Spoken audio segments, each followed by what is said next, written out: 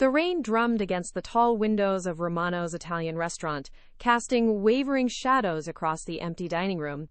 Patricia Romano stood in the kitchen doorway at 6:47 a.m., as she had every morning for 38 years, breathing in the familiar scent of rising dough and simmering marinara sauce that had been started the night before.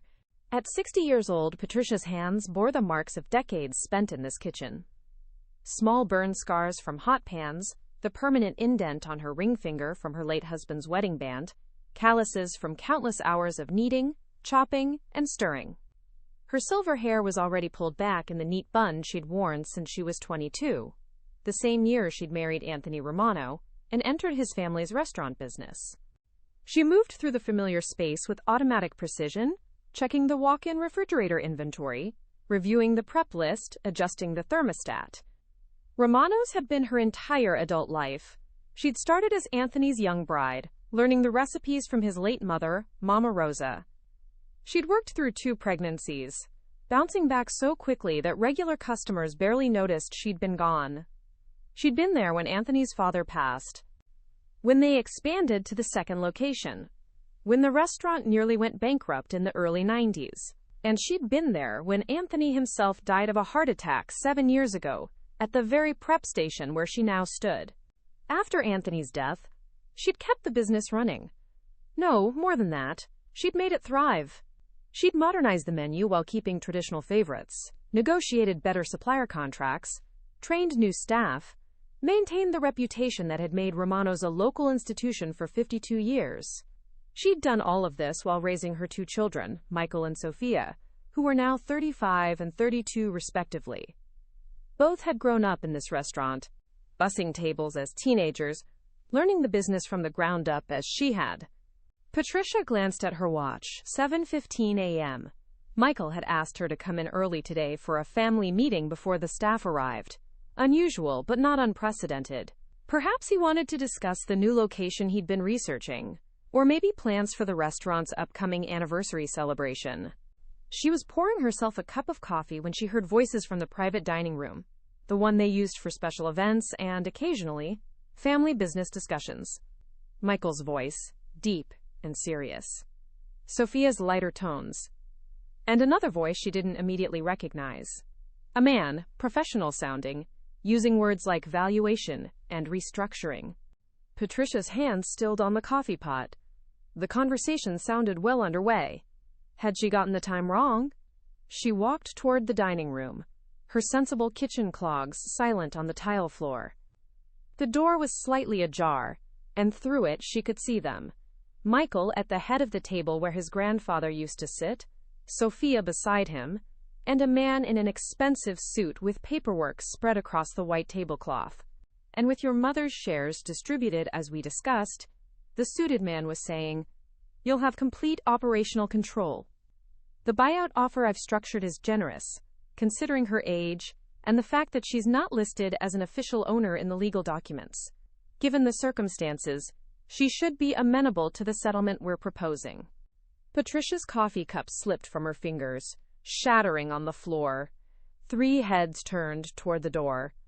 Michael's face flushed red. Sophia wouldn't meet her eyes.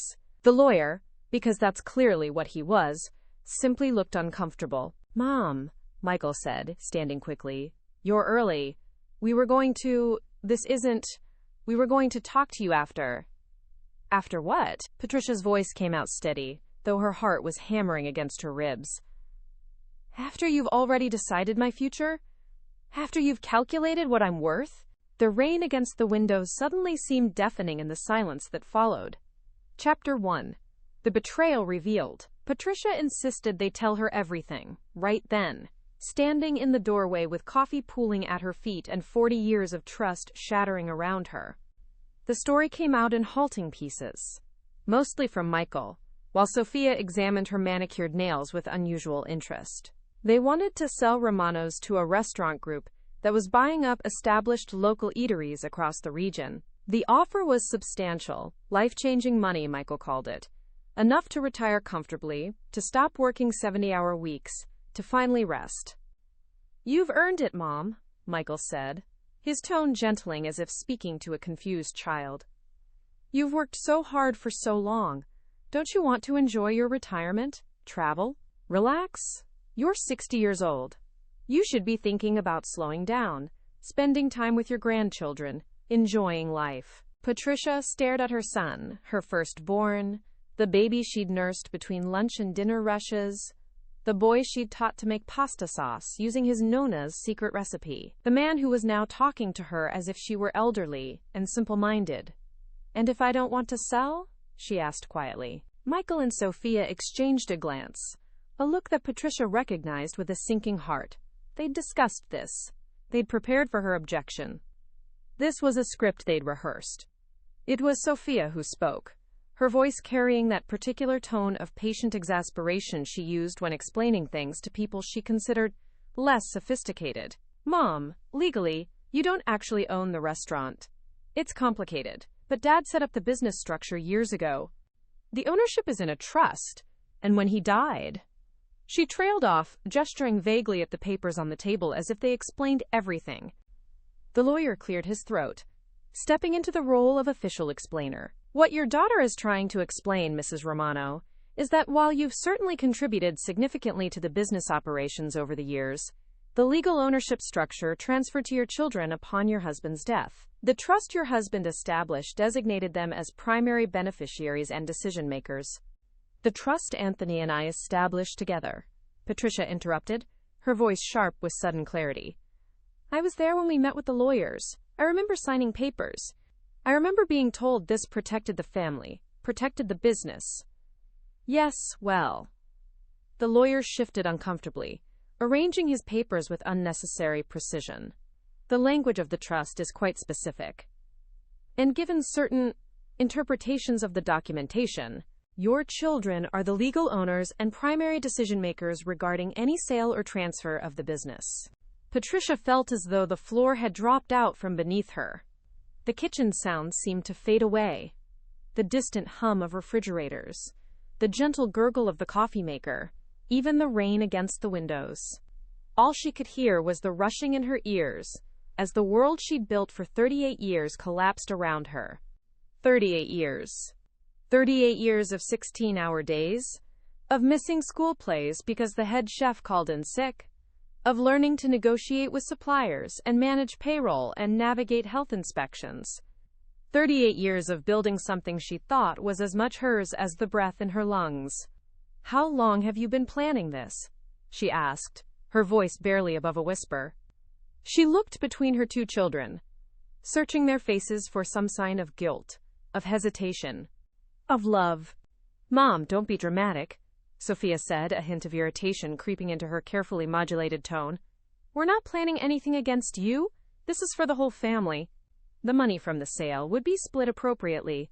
You'd get your share, a very generous share, actually, considering the legal structure." "My share," Patricia repeated flatly, "of the business I've run single-handedly for the past 7 years, of the recipes I perfected, of the reputation I've maintained through recessions and pandemics and everything else." "The restaurant Dad built," Michael corrected, and there it was, the thing that had been lurking beneath the surface of the entire conversation. In his mind, in both of their minds, this was Anthony's restaurant, Anthony's legacy, Anthony's dream. Patricia had just been... what? The help? The caretaker?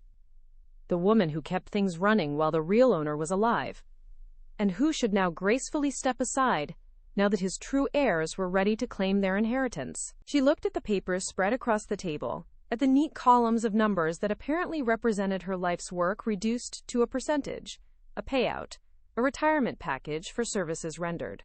"I need to think," she said, her voice hollow. "Mom, the offer expires in 2 weeks," Michael began, a note of urgency entering his voice. "We need to move quickly if..."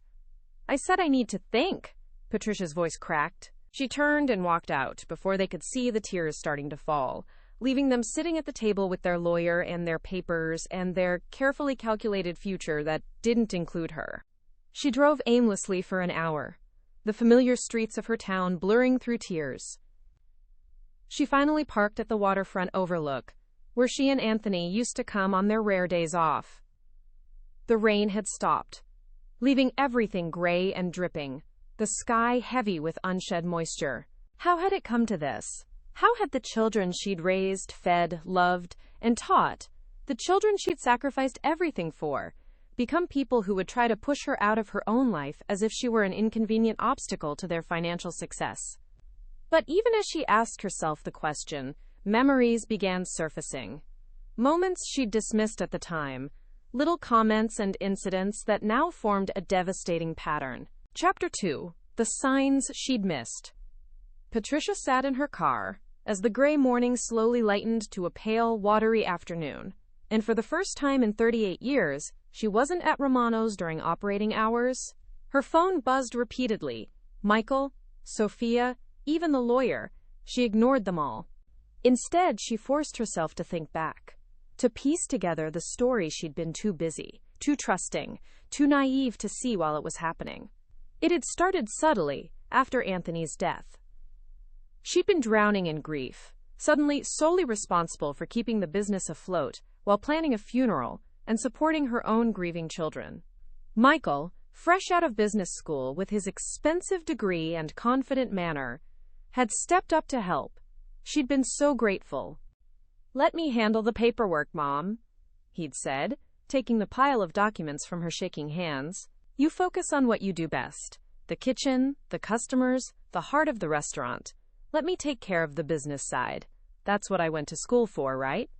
It had seemed thoughtful, considerate, like a loving son taking burden off his mother's shoulders. Now she wondered what paperwork she'd signed during those foggy, grief-filled months. What had she authorized without fully reading because she trusted her son completely? Because she was too exhausted to think clearly? Because she'd been taught that asking too many questions made you seem difficult? Then there was Sophia, who'd returned from New York 2 years ago after her marriage ended in an expensive, acrimonious divorce. She'd always been more interested in the business side than the kitchen, more comfortable with spreadsheets than saucepans. Patricia had been happy to let her take over marketing, social media, event planning, areas where Patricia felt less confident. "We need to modernize, Mom," Sophia had said with the casual condescension of someone who believed herself more sophisticated than her small-town mother. "Your generation doesn't understand branding, social media strategy, digital presence. Let me handle this, trust me." Patricia had trusted her. She'd even felt a little proud that her daughter wanted to be involved in the family business. Now she remembered how Sophia had gradually excluded her from those decisions. How client meetings would be scheduled during Patricia's rare mornings off. How Sophia had started referring to herself as Director of Operations on business cards Patricia had never seen, let alone approved. How the restaurant's social media presence had slowly shifted to feature Michael and Sophia almost exclusively, with Patricia appearing only in the background, if at all. And the staff changes should have been a red flag the size of a billboard. Over the past 3 years, Michael and Sophia had slowly replaced the longtime employees, the ones who'd known Patricia since she was a young bride, learning to make gnocchi under Mama Rosa's watchful eye. Rosa, the head waitress who'd worked at Romano's for 28 years, had suddenly retired. Marco, the sous chef who'd been Patricia's right hand for 15 years, had been let go for performance issues that Patricia had never noticed. One by one, the old guard had been pushed out and replaced with younger workers, people who were loyal to Michael and Sophia, people who called Patricia Mrs. Romano, with polite distance instead of the affectionate Mama P the old crew had used. She told herself it was natural, that people retired, that businesses evolved. She'd never imagined it was strategic, that her own children were systematically removing anyone who might remember Patricia's central role, anyone who might question the narrative that Michael and Sophia were quietly constructing. The most painful memories surfaced last. 6 months ago, there had been a feature article about Romano's in the regional food magazine. Patricia had been excited. Free publicity. Recognition of their family legacy. Validation of all those years of hard work. But when the article came out, she'd been mentioned exactly once, in a single dismissive sentence. The late founder's widow still helps in the kitchen. That was it. One sentence, reducing 38 years to helps in the kitchen, as if she were a kindly grandmother who occasionally stirred a pot, while the real leaders, Michael and Sophia, ran the show. Michael and Sophia had been quoted extensively in the article, photographed in front of the restaurant in their business attire, credited with the restaurant's innovative direction and, quote, continued success. They talked about honoring their father's legacy and bringing Romanos into the 21st century. She'd felt a sting then, had even mentioned it to Michael over coffee one morning. "Oh, Mom, you know how these journalists are," he'd said dismissively, not even looking up from his phone. "They want to talk to whoever's making the current decisions, whoever has the vision for moving forward. Besides, you've always said you hate being in the spotlight, that you prefer working behind the scenes. I thought I was doing you a favor by handling the press." She'd accepted that explanation because the alternative, that her own children were deliberately erasing her from the narrative of her own life, systematically writing her out of the story she'd spent nearly 4 decades writing, was too painful, too unthinkable to acknowledge. But now, sitting in her car watching seagulls wheel overhead, Patricia forced herself to acknowledge it. This hadn't been an oversight or a misunderstanding. It had been a campaign. Slow, careful, and devastatingly effective. Her phone buzzed again. This time, it was a text from Michael. "Mom, please come back. Let's talk about this reasonably. We can work something out that makes everyone happy. There's no need for conflict here. We're family." Family. The word felt like a weapon now. Patricia stared at the message for a long moment. Work something out. As if she were a problem to be solved, an obstacle to be managed, a difficulty to be smoothed over with the right combination of money and manipulation. For 38 years, she'd put family first. She'd sacrificed her own comfort, her own dreams, her own identity to support her husband's family business and raise her children. She'd believed that's what good wives and mothers did. They made themselves smaller so others could grow. They dimmed their own light so others could shine. They accepted less so others could have more. And now, at 60, she was being told she didn't legally own the things she'd built with her own hands. That she should gracefully accept her generous buyout and fade quietly into retirement while her children sold her life's work to strangers and pocketed the profit. A cold, clear fury began to burn in Patricia's chest. It wasn't the hot, explosive anger she'd felt in the moment of discovery. This was something different. A cold, sustained determination that settled into her bones like steel. This wasn't going to end the way Michael and Sophia had planned. She started her car and drove back to Romano's. Chapter 3. The Women Who Saw Her. Patricia returned to the restaurant through the back entrance during the dinner rush. The kitchen was controlled chaos. Tickets printing, pans clanging, voices calling out orders. She slipped past unnoticed and climbed the narrow stairs to the office. Michael was there, working on his laptop. He looked up, a mixture of relief and wariness crossing his face. "Mom, I'm glad you came back. Listen, I know this morning was a shock, but if we could just—" "I want to see all the trust documents," Patricia interrupted. "All of them. The original ones from when your father was alive, and the ones I apparently signed after his death. I want to see the business formation papers. Everything." Michael Anthony Romano. She used his full name, the way she had when he was a boy caught in a lie. "I am 60 years old, not senile. I can read legal documents. Show them to me. Now." Something in her tone, a firmness he'd never heard before, made him comply. He pulled out a thick folder and slid it across the desk. Patricia spent the next 90 minutes reading every page. And with each document, the betrayal cut deeper. The original trust, created when Anthony was alive, had been straightforward. It designated both of them as equal partners, with rights of survivorship. If Anthony died first, everything went to Patricia. If she died first, everything went to Anthony. It was exactly what she remembered. But then there were the documents from 3 years after Anthony's death. New formation papers. A restructured trust. Complex legal language about asset distribution, operational control, and beneficiary designations. And there, on the signature page, was her name in her own handwriting. Patricia Romano, dated April 15th, 3 years after Anthony's death. She didn't remember signing these specific papers. She remembered signing many things during that period. Michael had brought her stacks of documents, explaining each time that it was routine business paperwork, tax forms, insurance updates. She'd trusted him. She'd signed what he put in front of her. The language in these documents was clear, though buried in legal jargon. Michael and Sophia Romano held controlling interest and decision-making authority over Romano's restaurant. Patricia Romano was designated as a quote, contributing partner, with rights to salary, benefits, and a share of profits, but not ownership, not control. How did this happen? She asked, her voice flat. The original trust gave me everything. How did it become this? Michael had the grace to look uncomfortable. Dad's original trust was ambiguous in some areas. Our lawyers said we needed to update the business structure for tax purposes, for liability protection. You signed off on it, Mom. Your signature is right there. You told me it was routine paperwork. You told me it was just updating administrative details. It was. It was updating things, and you are protected. You have guaranteed salary, health insurance, retirement benefits. But not ownership, Patricia said. Not decision-making power. Not a voice in whether my life's work gets sold to the highest bidder. The business Dad built. That we built, Patricia interrupted, her voice rising. Your father and I built this together. I wasn't his assistant, Michael.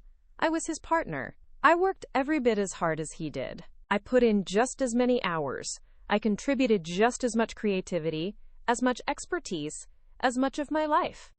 Michael opened his mouth to argue, then seemed to think better of it. Look, Mom, I'm sorry you feel like we excluded you. That wasn't our intention. We just thought, you're 60 years old. You've worked your whole life. Don't you want to rest?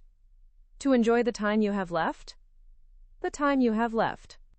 As if she were already dying, already irrelevant, already more burden than asset. I want to see the sale offer, she said. The actual documents. All of them. Michael hesitated, then pulled out another folder. Mom, this is confidential. The buyers haven't finalized. Show me. He slid the papers across the desk. The number was staggering. $8 million. More money than Patricia had ever imagined the restaurant was worth.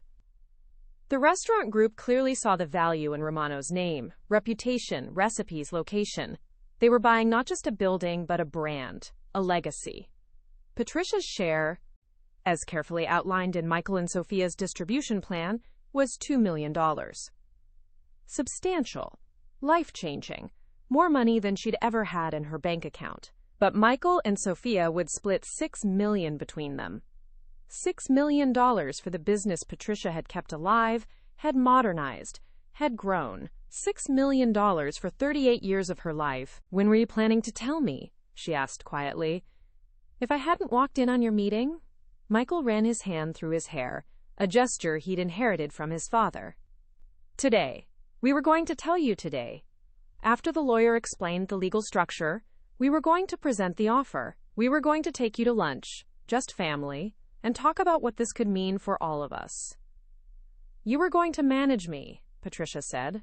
Present it as a done deal. Give me just enough information to make me compliant, and rush me into signing before I could think too hard about it.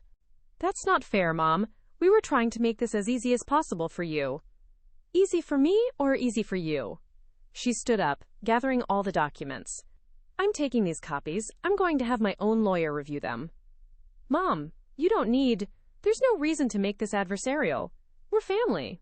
Patricia paused at the door, looking back at her son. Then start treating me like family instead of an obstacle to be managed. That evening, Patricia sat alone in her small house. The house she'd lived in since Michael was born, the house she'd raised her children in, the house that suddenly felt both too big and too small. Her phone rang constantly. She ignored it all. Instead, she did something she hadn't done in years. She pulled out the old photo albums, the ones from when Michael and Sophia were young, when Anthony was still alive, when Romano's was just a small neighborhood restaurant with big dreams. There she was in picture after picture. In the kitchen, laughing with Mama Rosa. At the prep station, teaching a young Michael how to knead dough. Standing proudly in front of the restaurant with Anthony, their arms around each other, on their 10th anniversary. Holding baby Sophia while simultaneously managing a busy lunch rush. She wasn't in the background of these photos.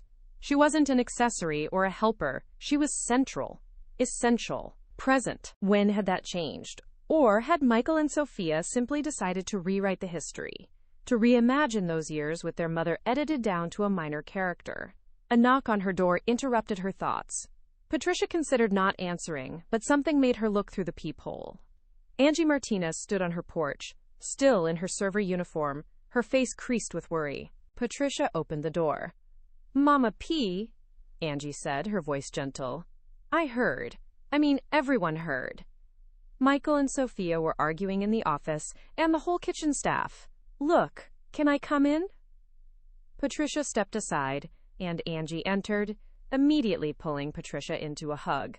That simple gesture of uncomplicated support broke something open in Patricia. She started crying, really crying, for the first time all day. "Come on," Angie said, guiding her to the couch. "Tell me everything." Patricia told her. All of it. The secret meeting, the legal documents, the planned sale, the realization that she legally owned nothing despite 38 years of work. Angie listened, her expression shifting from shock to anger to something harder, more determined. Those ungrateful, "I'm sorry, Mama P. I know they're your kids, but this is wrong. This is so wrong." She pulled out her phone. "I'm calling Maria and Teresa. You need more people on your side right now. Angie, it's late. I don't want to bother." "You're not a bother. You're Mama P. You've been there for everyone else for your entire life. Now it's our turn." Within 30 minutes, Patricia's small living room was crowded. Angie was there, of course. Maria Gonzalez, who'd been Romano's bookkeeper for 15 years until Michael had let her go 6 months ago, citing, quote, restructuring. And Teresa Chen, who owned the bakery 3 doors down from Romano's and had been Patricia's friend for 20 years. Hearing Patricia's story, Maria's face darkened with recognition and anger. "I wondered why Michael fired me," Maria said, her hands clenched into fists. "He said they were bringing accounting in-house, that they needed someone with modern systems expertise. But I'd been handling your books flawlessly for 15 years, Mama P. Never a single audit problem, never a missed deadline." "He fired you because you would have questioned the sale," Teresa said, understanding dawning in her eyes. "You would have looked at the numbers and asked questions about Patricia's stake. You would have known something was wrong." Maria nodded slowly. "And I would have told you that the business valuation they're using is probably lowballing the real worth. Pat, I saw the preliminary numbers before Michael fired me. Romano's is worth significantly more than whatever they're claiming. I'd bet money on it." Patricia looked up, a flicker of hope cutting through her despair. "How much more?" "I don't know exactly without seeing the current offer. But enough that they'd need your full cooperation to get the best price. That's probably why they're trying to make this seem like it's all decided, all legal, nothing you can do about it. They're hoping you won't fight." "The problem is the legal documents," Patricia said, showing them the papers. "I signed these. I don't remember understanding what they meant, but my signature is right there." Maria took the papers, reading through them with a professional eye. "These are dated 3 years after Anthony's death?" "Yes." Maria's eyes lit up. "Do you remember the original trust documents? The ones you and Anthony signed together when he was alive?" "Vaguely. It was so long ago." Maria's eyes lit up. "I might have copies. When I did your taxes, I always kept copies of major legal documents. I have a storage unit full of old business files. If the original trust is there, and it's substantially different from these new documents, that's evidence that you may not have understood what you were signing when they had you update things." Teresa, who'd been quiet, suddenly spoke up. "Patricia, do you know why my bakery has survived for 20 years while bigger competitors have come and gone?" Patricia shook her head. "Because I own it outright. Free and clear, my name on the deed, my signature on every decision. When my ex-husband tried to claim it in our divorce, saying he'd helped me by doing the books during our first year, My lawyer found proof that I'd built it with my own inheritance, my own recipes, my own work. He tried to erase my contribution too, Pat. But he failed, because I fought back. She pulled out her phone, scrolling to find something. This is my lawyer, Janet Moreno. She specializes in family business disputes, particularly cases where women's contributions have been minimized or erased. She's helped 3 women I know fight off ex-husbands or shady business partners trying to steal what they'd built. She's fierce, she's smart, and she doesn't lose. Patricia took the phone number with shaking hands. I can't afford a protracted legal battle. Whatever money I have is tied up in the business they're trying to steal from you, Angie finished. Yeah, we know. That's how they trap you, make you financially dependent, then pull the rug out. But Pat, you have something else. Something more powerful than money right now. What? Angie's eyes blazed with conviction. You have us. You have every woman in this town who's watched you build Romano's into what it is. You have the suppliers who you've treated fairly for 30 years. You have the customers who come back because of your food, your recipes, your warmth. You have the community that knows the real story, not the version Michael and Sophia are trying to sell. She leaned forward. You have an army if you want one, Mama P. You just have to be willing to fight. Patricia looked around at these 3 women, a server, a bookkeeper, a baker, who were offering to go to battle for her when her own children wouldn't even include her in a meeting about her own future. I don't know how to fight, she admitted, her voice small. I've spent my whole life trying to keep the peace, to be supportive, to put others first. I don't know how to stand up for myself like this. Then it's time you learned, Teresa said gently but firmly. Because they're counting on you not fighting. They're counting on you being too tired, too trusting, too conditioned to stay quiet and accept what they give you. They're betting that you'll choose family peace over your own dignity. She reached across and took Patricia's hand. Prove them wrong, Patricia. Show them, show everyone, that 60 years of conditioning can be overcome. That it's never too late to stand up for yourself. That women's work matters, even when it's been invisible. Especially when it's been invisible. Patricia thought about the papers in Michael's office. About being described as someone who, quote, helps in the kitchen. About her children dividing up millions, while offering her a fraction. She thought about 38 years of work, of recipes perfected, of customers greeted, of crises managed. She thought about the restaurant she'd built alongside Anthony, not behind him, not supporting him, but alongside him as a true partner. And she thought about the alternative, accepting the buyout, watching strangers take over Romano's, fading into a retirement she'd never wanted, letting the story end with her erased from the narrative. Teaching her grandchildren and every other young woman watching that this was how it worked. You gave everything, and then you got whatever the men decided you deserved. Okay, Patricia said finally, her voice stronger than it had been all day. Tell me what I need to do. The 4 women talked until past midnight, making plans, identifying resources, building a strategy. When Patricia finally saw her friends out, she felt something she hadn't felt in a very long time. She felt powerful. Chapter 4. Building the Case. The next morning, Patricia sat across from Janet Moreno in a small office above a coffee shop. The walls were covered with photos of women and children. Clients, Patricia assumed, whose lives had been rebuilt by the sharp-eyed woman now studying her with laser focus. Tell me everything, Janet said, her pen poised over a legal pad. Start from the beginning and don't leave anything out, Patricia did. She talked for over an hour, telling the story of Romano's, of her marriage to Anthony, of building the business together, of Anthony's death, of Michael and Sophia gradually pushing her aside, of the documents she'd signed without fully understanding. She talked until her throat was dry and her eyes were burning with unshed tears. Janet listened without interrupting, taking notes in a neat, precise hand. When Patricia finally finished, Janet sat back and reviewed her notes for several long minutes before speaking. Okay, Janet finally said. The good news is, you have a case.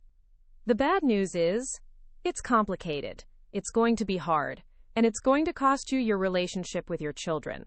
At least temporarily, maybe permanently. Explain it to me, Patricia said. Like I'm not a lawyer, But also, like, I'm not stupid. Janet smiled slightly. Fair enough. Here's the situation. The original trust your husband set up did protect your interests. You were named as a co-owner with rights of survivorship.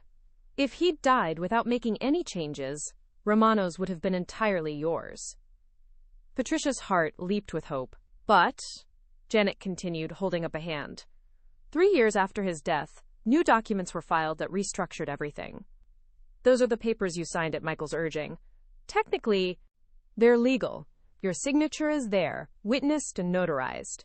However, she pulled out several of the pages Maria had retrieved from storage. The language used in these new documents is deliberately confusing. It's written to seem like you're just updating administrative details and ensuring the business stays in the family. But what you're actually doing is signing away your ownership stake. An argument could be made that you signed under duress. You were grieving, you were told this was routine by someone you trusted. You weren't given independent legal counsel, you weren't informed of the full implications. Can we prove that? Maybe, but there's a better angle. Janet pulled out documents Maria had saved, old financial records from Romano's. These older records show that you made significant capital contributions to the business from your own personal funds. Money from your grandmother's estate, deposited directly into business accounts. That's your money, Patricia. Not family money, not inheritance from Anthony's family, yours. Patricia's hand flew to her mouth. She'd forgotten about Graham's money. $50,000 she'd inherited 25 years ago and immediately invested in Romano's expansion to the second location. If we can prove your personal capital contributions were substantial, Janet continued, we can argue that regardless of what the trust says, you have an ownership stake based on your direct investment. Plus, there's something else. She pulled up Romano's website on her laptop, turning it so Patricia could see. The homepage featured photos of pasta dishes, the dining room, a pizza emerging from the oven. And across the top, in elegant script, Romano's, a family legacy. Built on Mama Rosa's traditional recipes, passed down through generations. Those recipes, Janet said. Whose are they really? Patricia felt her face flush. They were Mama Rosa's originally. She taught me when I first married Anthony, but over the years I refined them, perfected them, added my own touches. Most of what we serve now is, well, it's my version, my modifications. And do you have proof of that? Handwritten recipe books? Notes with your modifications? Anything that shows your creative contribution? Patricia's eyes widened. Yes, I have 3 notebooks full of recipes. Some are Mama Rosa's originals copied in my handwriting, but most pages are my variations, my experiments, my notes. They go back 38 years. I date everything. Janet leaned forward, her eyes gleaming. Those recipes are intellectual property, Patricia. If they're in your handwriting, if you can prove you created or significantly modified them, they belong to you. And if Romano's is being sold based primarily on the value of those family recipes, you have a claim to a significant portion of that value, potentially a majority stake. How do we proceed? First, we send a cease and desist letter to your children and the potential buyers. They cannot legally complete any sale while there are unresolved ownership claims. Second, we file a petition with the court to examine the trust documents, the business formation papers, and your capital contributions. We'll request a formal valuation of the business, an independent one, not the one they're using. Third, we gather every piece of evidence we can find. Those recipe notebooks, bank records showing your contributions, testimony from longtime employees and suppliers about your role, anything that proves you weren't just helping, but were actually running the business. Janet paused, her expression becoming more serious. Patricia, I need you to understand something. This is going to get ugly. Family business disputes always do. Your children are going to accuse you of being greedy, of ruining their opportunity, of not caring about the family. They're going to try every guilt tactic they can think of. They're going to tell other family members, friends, anyone who'll listen that you're being unreasonable. They might turn your grandchildren against you. Can you handle that? Patricia thought about the meeting she hadn't been invited to, about being called a, quote, contributing partner instead of an owner, about Michael saying the business Dad built, as if she'd been invisible for nearly 4 decades. She thought about the years she'd spent making herself smaller, quieter, more accommodating, always putting others first. while her own contributions were erased from the story. "Yes," she said firmly. "I can handle it. I'm done being erased." Janet smiled, a fierce, satisfied smile. "Good. Then let's get to work. We're going to win this." Over the next 2 weeks, Patricia and her growing team of supporters worked tirelessly to build the case. Maria dug through old financial records, documenting every deposit Patricia had made from her personal funds. The evidence was staggering. Over the course of 38 years, Patricia had contributed more than $330,000 of her own money to Romano's, from Graham's inheritance, from money she'd saved when she briefly worked a second job, from small investments she'd cashed out during lean years to keep the restaurant afloat. Patricia brought in her recipe notebooks, 3 worn, sauce-stained journals that told the story of 38 years of culinary evolution. Janet photographed every page, noting the dates, the modifications, the notes in Patricia's distinctive handwriting. These weren't just Mama Rose's recipes copied down. They were Patricia's life's work, her creativity, her innovation. Angie and several other longtime employees agreed to provide testimony about Patricia's role. They described her as the real leader of Romano's, the one who made the important decisions, who handled crises, who maintained the standards that kept customers coming back. Teresa contacted suppliers Patricia had worked with for decades. They wrote letters describing Patricia's integrity, her business acumen, her role as the primary contact person for Romano's. Several mentioned that they'd been surprised when Michael and Sophia started taking over negotiations in recent years, as they'd always thought of Patricia as the owner. Even some customers reached out when they heard what was happening. Apparently, word had spread through the tight-knit community.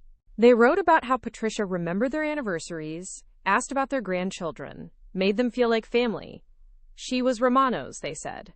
Not Michael, not Sophia, Patricia.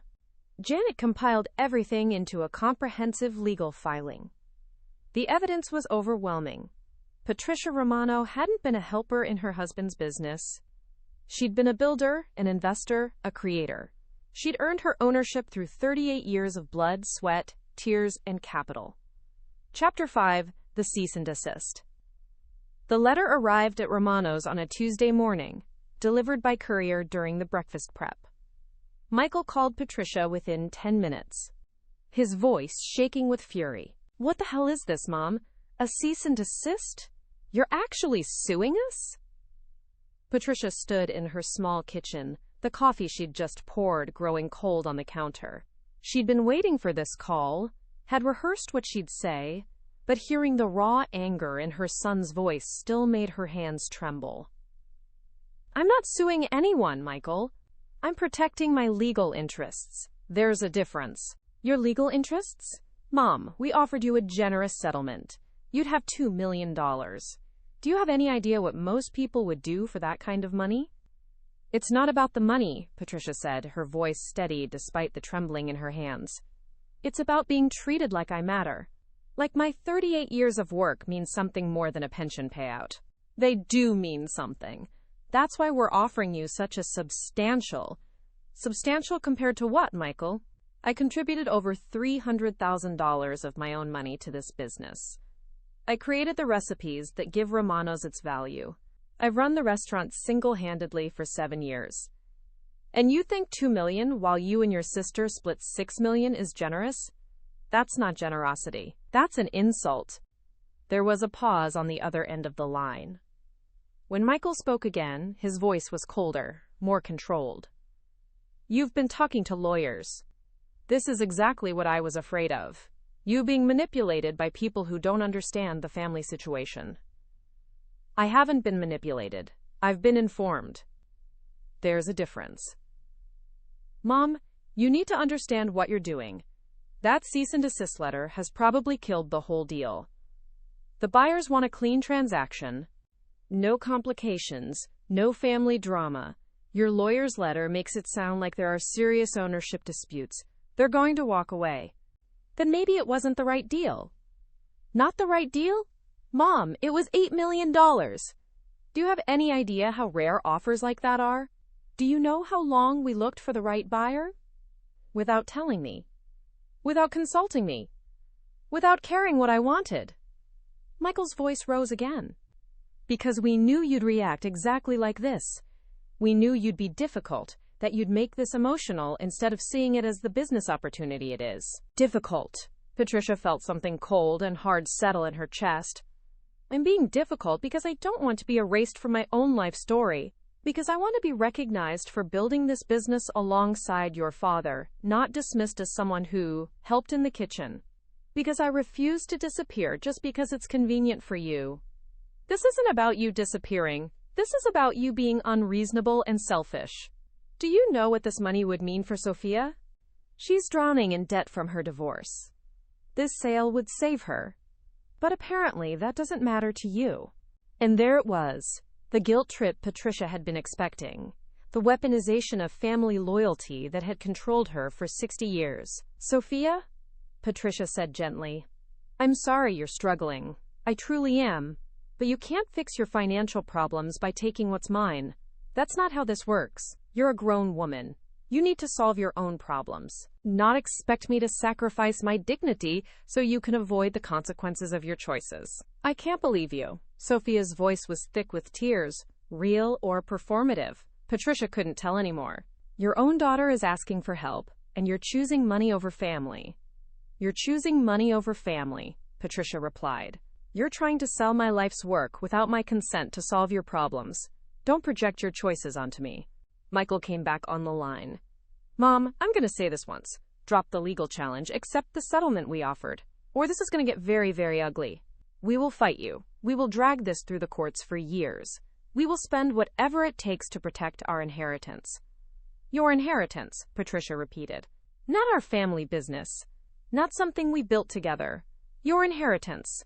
Something you're entitled to simply for being Anthony's children. Regardless of what I contributed. That's not what I meant. That's exactly what you meant. And that's exactly why I'm fighting. Patricia's voice was steel now.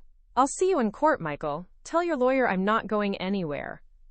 She hung up before he could respond. Her hands were shaking so badly she had to sit down. This was it. The point of no return. She'd just declared war on her own children. But, as she sat in her quiet kitchen, she felt something unexpected. Relief.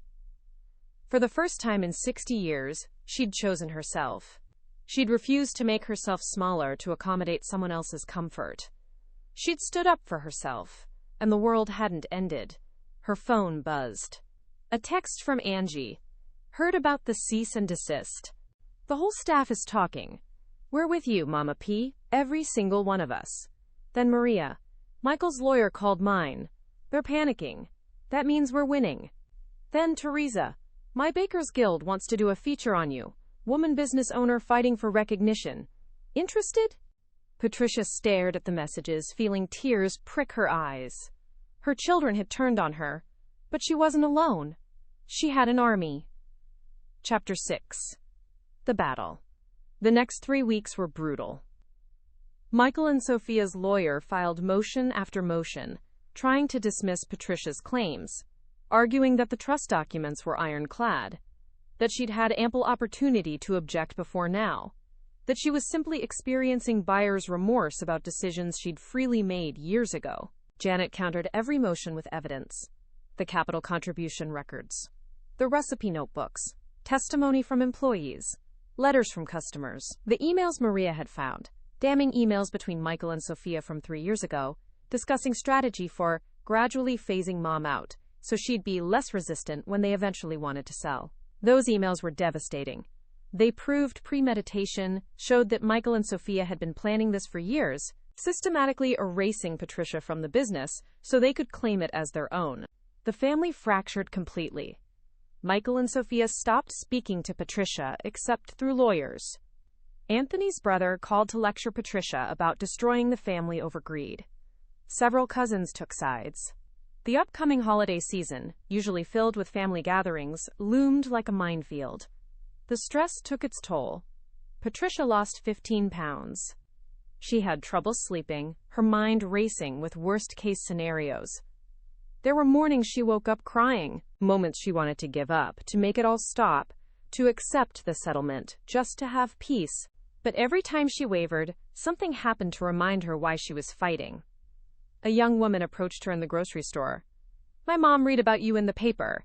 She's been in a business partnership for 20 years where her male partner takes all the credit and all the profit. She always thought that was just how it worked. But seeing you fight back? She hired a lawyer yesterday, thank you." An envelope arrived in the mail from a woman in another state Patricia had never met.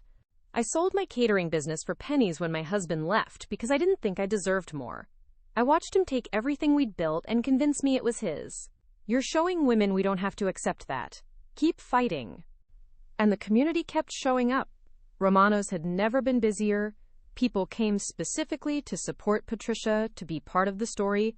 Local news covered it. Food bloggers wrote about it. Patricia Romano's table became a hashtag, as women shared their own stories of being erased from family businesses, of having their contributions diminished, of fighting to be seen.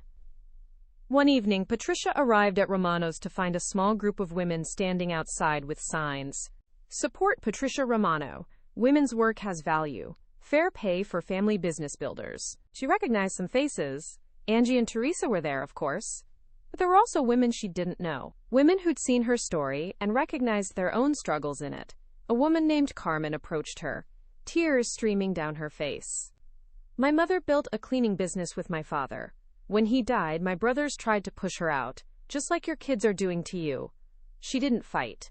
She took the small settlement they offered because she didn't think she had a choice. She spent the last 15 years of her life regretting it, watching her sons profit from her work while she barely scraped by. Don't be my mother, Patricia. Fight. Win.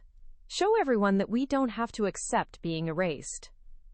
Patricia hugged this stranger, both of them crying, united by the universal experience of women whose work had been rendered invisible. The court date finally arrived on a cold November morning. Patricia walked into the courthouse with Janet and Maria flanking her, and with Angie, Teresa, and a dozen other women following, like an honor guard. Inside the courtroom, she saw Michael and Sophia for the first time in weeks. They wouldn't meet her eyes. They looked tired, stressed, older somehow. For a moment, Patricia felt a pang of maternal concern. Then she remembered the secret meeting, the emails, the years of systematic erasure, and her resolve hardened. Chapter 7: The Verdict. The proceedings lasted 2 days. Michael and Sophia's lawyer, a sharp-dressed man named Richard Barrett, argued that Patricia had signed away her rights knowingly and willingly, that she'd had years to object if she'd truly misunderstood, that she was now trying to manipulate the system to get more money than she was legally entitled to. "Mrs. Romano is attempting to rewrite history," quote, Barrett argued. "She signed documents that clearly stated the ownership structure. She participated in business decisions under that structure for years. She accepted salary and benefits as a contributing partner. Now, when a lucrative sale opportunity arises, she suddenly claims she didn't understand what she signed? This is buyer's remorse, Your Honor, not fraud." Janet methodically destroyed every argument. She presented the capital contribution records showing Patricia's $330,000 plus in personal investments. She presented the recipe notebooks with Patricia's handwriting and innovation spanning 38 years, intellectual property that formed the basis of Romano's brand value.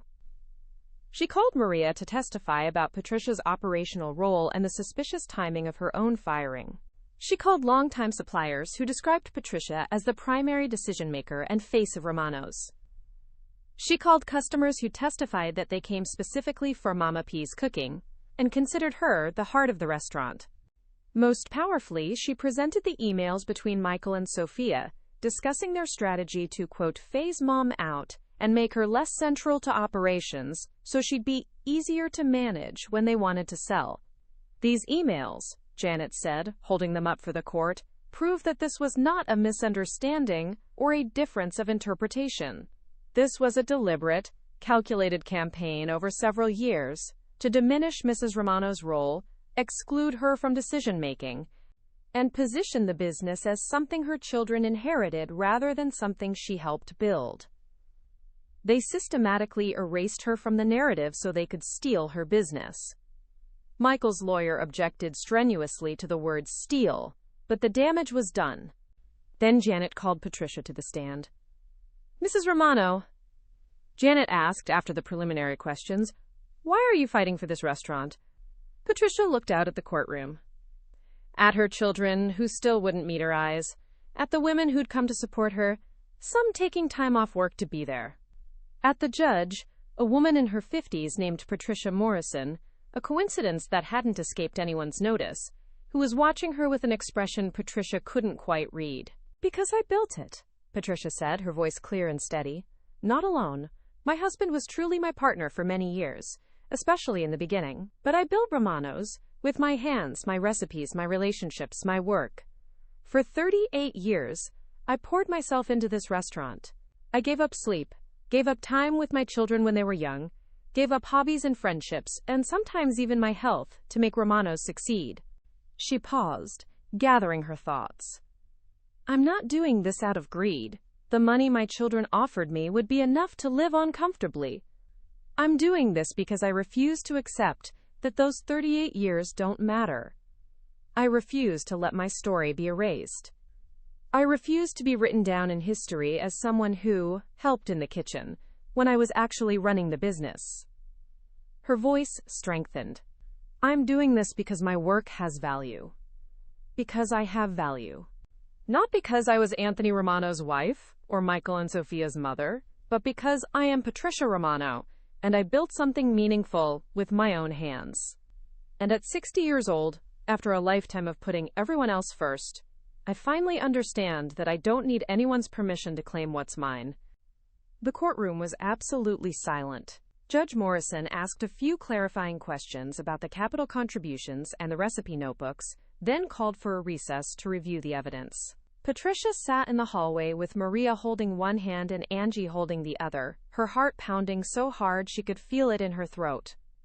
Whatever happens, Maria said quietly, you stood up for yourself. That matters. You've already won in the ways that count. But Patricia wanted the legal win too. She wanted the validation, the official recognition that she'd built Romano's. She wanted her name on the ownership documents. She wanted the world to know that Patricia Romano was not a supporting character in someone else's story. 2 hours later, they were called back in. Judge Morrison looked stern as she reviewed her notes one final time. The silence stretched out, heavy with anticipation. This case, Judge Morrison finally began, represents a pattern I've seen too often in my courtroom.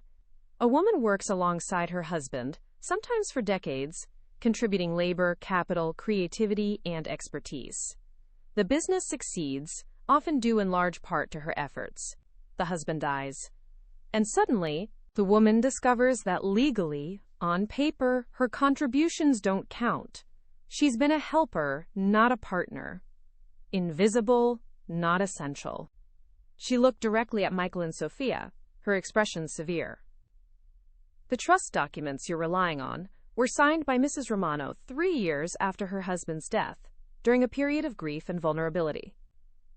The testimony and evidence show that she was not given independent legal counsel, that the implications of what she was signing were not clearly explained to her, and that she was told these were routine administrative updates, when in fact they represented a significant restructuring that stripped her of ownership rights she'd previously held. Michael's lawyer started to stand, but Judge Morrison held up a hand. I'm not finished, Mr. Barrett. Mrs. Romano has provided extensive, well-documented evidence of capital contributions totaling over $330,000 from her personal funds. Money she inherited independently, money she earned separately, money that was indisputably hers to contribute. She has provided compelling evidence of intellectual property, recipes and menu innovations that she created or significantly modified that forms the basis of Romano's brand value and marketability.